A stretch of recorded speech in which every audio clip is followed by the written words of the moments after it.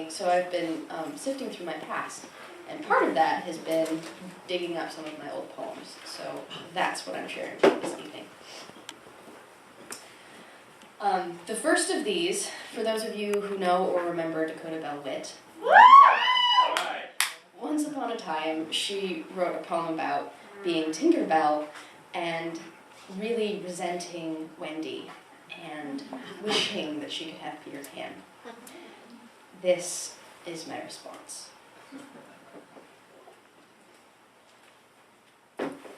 I don't feel sorry for Tinker Bell, not even in the slightest, 'cause it sucks being Wendy.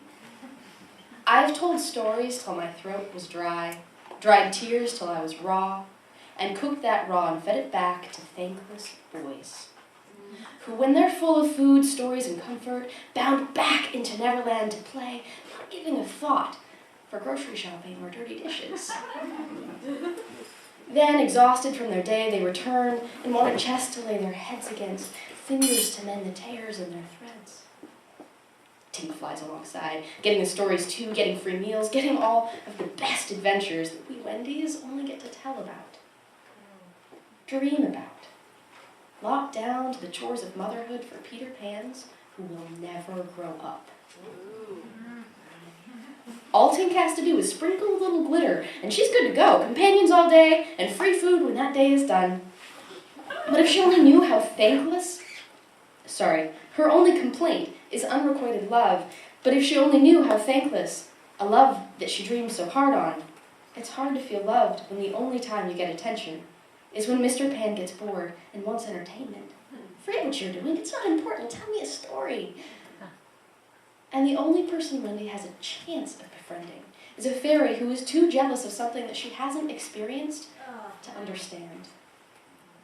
How alone to be a Wendy. What good is devotion when it's only for the half hour before bedtime, and the best you get in return is a thimble?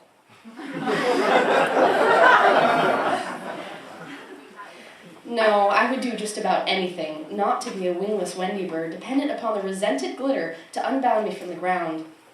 I want a pair of fairy wings.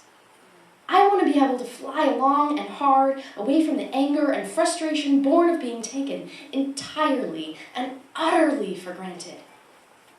Please, Tink, in preservance of ourselves, in the face of our unexplainable love and attraction for relentless boys who will never be the men we need of them, let's lock hands and gazes, love ourselves and one another, and get the fuck out of Neverland.